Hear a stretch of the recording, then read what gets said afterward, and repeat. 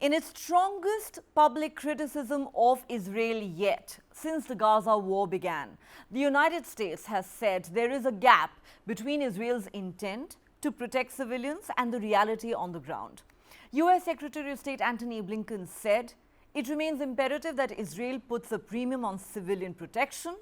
There does remain a gap between exactly what I said when I was there, the intent to protect civilians, and the actual results that we are seeing on the ground. The US says it has also been talking with Israel about implementing daily pauses in fighting and letting the Gazans know where they can go to move out of harm's way. Blinken said Israel has an obligation to do everything possible to put a premium on protecting civilians and maximizing humanitarian assistance. US President Joe Biden too told Israeli Prime Minister Benjamin Netanyahu in a phone call on Thursday that it was critical to protect civilians as heavy urban combat rages around Gaza's biggest cities. In a statement, the White House has said the president emphasized the critical need to protect civilians and to separate the civilian population from Hamas, including through corridors that allow people to move safely from defined areas of hostilities.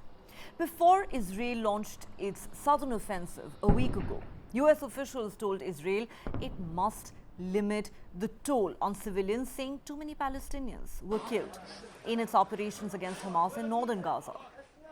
Israel insists that it's taking steps to minimize harm to civilians, but the reality is hundreds of Palestinians have been killed just in recent days, including in areas where people were previously told to seek safety. A UN official has said the Israeli military offensive means there is no safe place left even for aid agencies in southern Gaza. Tens of thousands of Palestinians have fled to Rafah, near the border with Egypt, as intense fighting continues in Khan Younis in southern Gaza. Fires have broken out in the Jabalia refugee camp in northern Gaza, where Israeli tanks have been firing smoke and fire bombs. Hamas says an Israeli soldier who had been held hostage in Gaza has been killed in a clash between its fighters and Israeli special forces who were conducting a rescue operation. The Palestinian Health Ministry says Israeli forces shot dead 6 Palestinians today at Al-Farah camp in the north of the Israeli-occupied West Bank. Hamas attacked Israel in October, killing 1,200 people and taking 240 hostages, some of whom were released during a recent 7-day truce. Hamas officials in Gaza say Israel has killed more than 17,000 people in its retaliatory campaign, including about 7,000 children. Meanwhile, in a development that is expected to help smooth the way for more aid to reach Gazans who are running desperately low on basic supplies, Israel has agreed to open its Kerem Shalom crossing to screen goods being taken into Gaza from Egypt. The UN Security Council is set to meet later today to vote on whether to call for an immediate ceasefire in Gaza. This comes after the UN's humanitarian chief, Martin Griffiths, said its humanitarian program in Gaza is no longer a functioning one.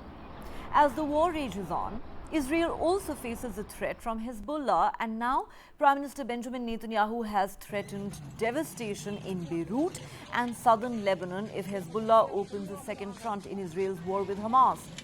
Netanyahu said, and I quote, "If Hezbollah decides to open an all-out war, then with its own hands it will turn Beirut and southern Lebanon into Gaza and Khan Younis." Hezbollah has expressed solidarity with Hamas as the fighting in the Gaza Strip has escalated. Cross-border fire between Israel and Hezbollah has become a daily occurrence. But so far, Hezbollah has held off from launching a full-blown military campaign against Israel. The Israelis have been evacuating neighborhoods instead of entire cities, so focusing in on a much more deliberate way on those who may be in harm's way as they conduct the campaign against Hamas. Establishing some deconfliction areas, some safe areas that people can go to, where they can be safe from being in the line of fire, and having a more narrowly focused area of where this military operation is actually being conducted.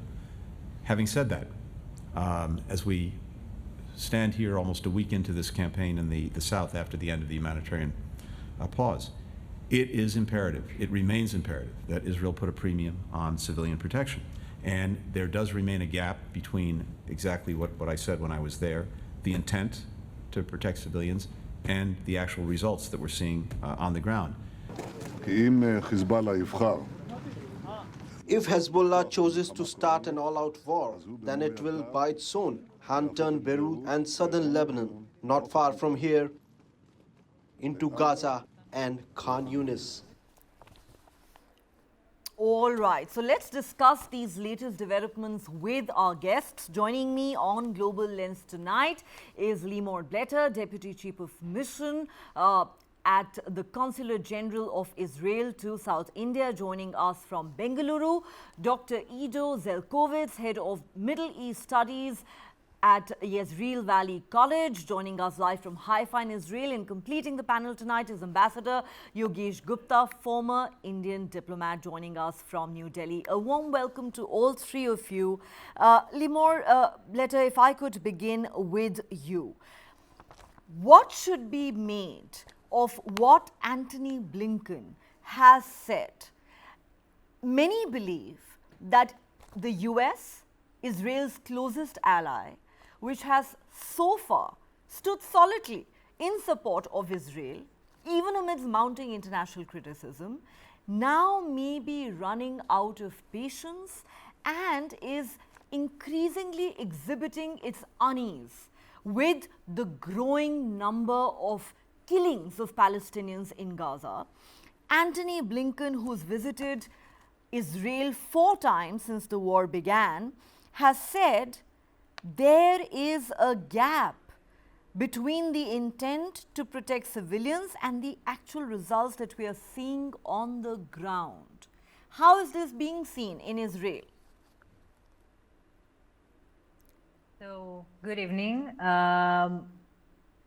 We know that, so how is it seen in Israel? We know exactly what IDF is doing, and we know the measures, extreme measures that are being used by the Israeli army in order to mitigate any harm to civilians or people that are not involved. But again, the situation is very difficult where you have a terrorist organization, which we need to remind everyone that is still holding the 138 hostages since October 7, and they are hiding behind civilian infrastructure, behind UN agencies. Just recently, a few days ago, they fired 12 rockets from the humanitarian area in the south of the Strip. So what can we do if we are being targeted from areas into Israeli cities, from areas where we have civilians that are being, many civilians, of course, of very dense places where Hamas is, as usual, doing a dual war crime, where he's shooting at Israeli civilians and also shooting from within density populated areas within the Gaza Strip. So Israel does not have any other choice and just go and deal with the people and with the terrorists and with the infrastructure that is being kept in this civilian area. Again, there are many efforts that are being done by IDF, which so many. I mean, we use different ways of notifying people, of evacuating people. But again, at the end of the day, Israel needs to work to release the hostages, to get back the safety to its southern area and to all of Israel. And I need to remind you all that even today, still there were rockets, there were sirens that are being heard in Israel, and there were rockets being fired towards Israel. So Israel still has to do whatever it takes to destroy Hamas, to get back the safety, to bring the hostages back. We know now what is going on. We have some hostages that came back. The stories are unbearable. Small kids that came back, still whispering. They were not given a lot of food. They were isolated. They were we are only starting to begin what is going on with these hostages that are still there. There are still 118 men. There are 20 women. There are two children, two small children are still there. Israel is doing whatever it can, and also, of course, maintaining the international law, trying to protect civilians that are not involved within Gaza.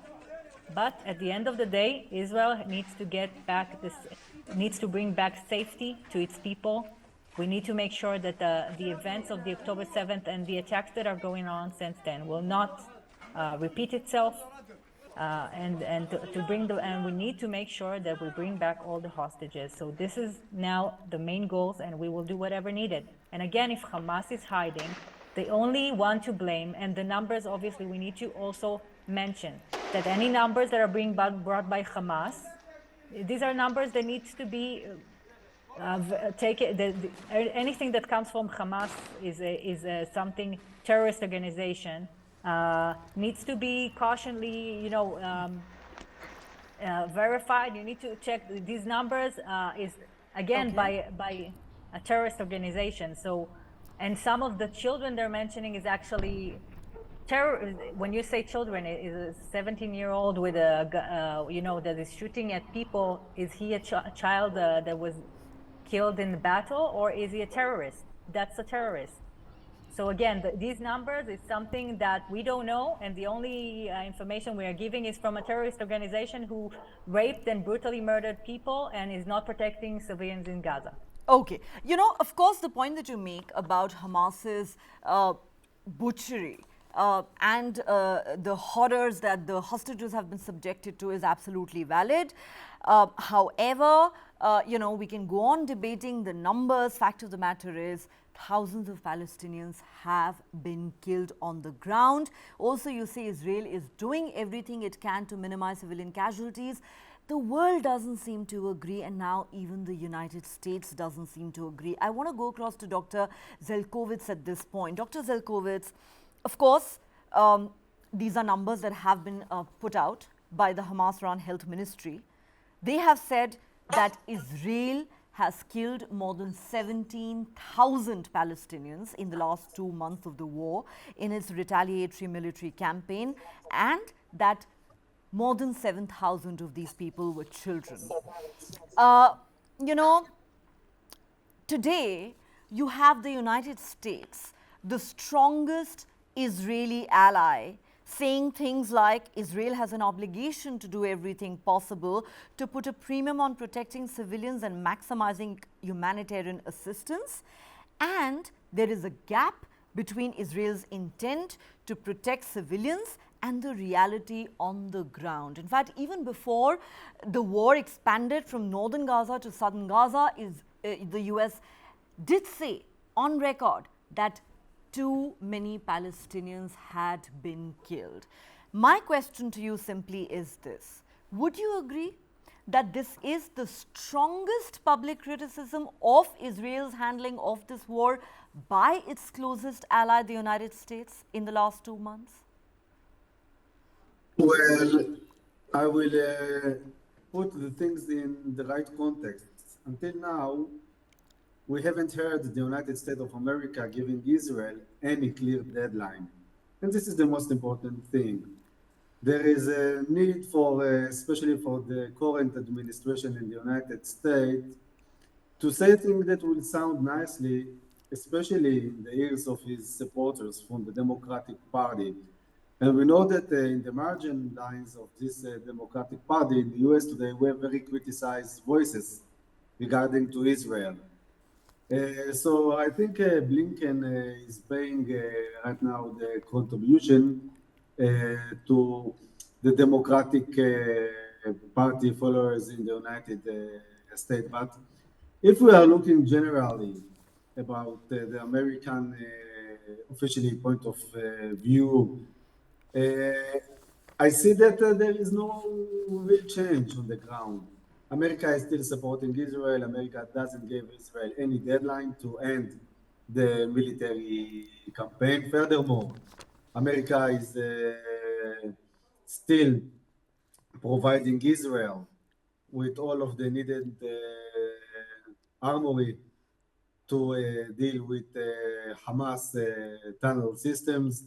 and there is military coordination between both of the sides. One should also remember that among of the captured people, the kidnapped people that Hamas took, there are also American citizens. So America also have an obligation to its own people that have been taken by Hamas into custody, by the way, both civilians and soldiers. Israel faces a lot of challenges in this military campaign, and I must say that from a strategic point of view, Israel do whatever it can in order to prevent from damaging civilian life. But the problem is that Hamas gunmen, Hamas militias gunmen, are first and foremost doesn't wear any uniforms. They are shooting Israel, and you can see it in their own officially videos that they are launching into the media. They are dressing in civilian clothes. They are using civilians as a human shield. And by the way, if we are talking about the numbers that the health ministry in Gaza providing us, one should also remember that this Ministry of Health is running by Hamas. It's not belonging anymore to the Palestinian Authority. They don't have any limitation of minimal ethic. So first and foremost, I will not buy their numbers as a real facts on the ground. And secondly, we also should remember that Hamas and other terrorist organizations over there in the Gaza Strip don't provide us the numbers of their own casualties. I can tell you that according to different military analysts, they are analyzing that until now, at least between 7,000 to 8,000 people that have been killed in the Gaza Strip during this war belong to Hamas and its terrorist, another terrorist organization in Gaza, such as Islamic Jihad, PFLP, Fatah, the local Committee of Resistance, and etc. So even if we are taking this number that Hamas Health Ministry of Health published, which they are talking about 17,000 people that have been killed until now, we can see that the ratio between one that was involving in fighting to civilians is 1 to 2.5, 1 to 3. And this is one of the lowest ratio rates in modern world combating. If we would try to compare it to numbers between unarmed and armed people that the American targeted in Iraq, over there they used to talk about 1 to 20. Israel does whatever they can in order to prevent from injuring and killing unarmed population in the Gaza Strip.